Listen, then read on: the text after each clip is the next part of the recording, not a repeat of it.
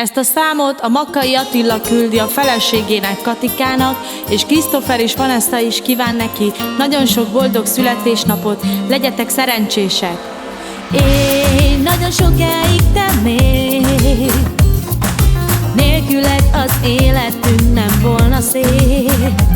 Hozzád szól most ez a dal, és a jó Isten éltessen, Kati, tartson meg téged 100 évig még.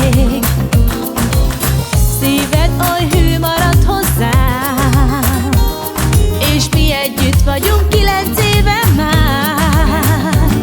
Gyere és ölej át gyöngéden, szívem érted lángolt, úgy érzem még mindig, és így marad, ez mindörökre már.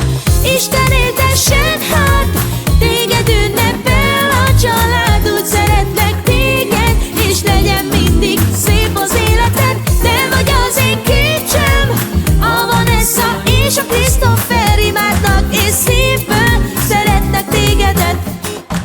Volt egy hosszú forró nyár, mikor együtt voltunk mindig minden délután. Az a pár kedves szó, az a lágy édes érintés, ami összetart azóta is bennünket még. És érzem, hogy szeretsz engem,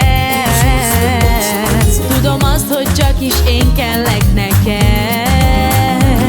Nagyon boldogá tettél engem, nekem nincsen más az életben. Ha te tudnád, hogy mit jelent ez kedvesem neked.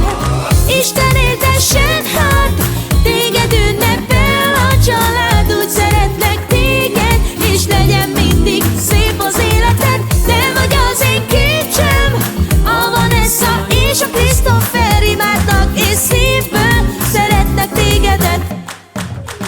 Isten éltessen hát, téged ünnepel a család, úgy szeretnek téged, és legyen mindig szép az életed. Te vagy az én kincsem, a Vanessa és a Christopher,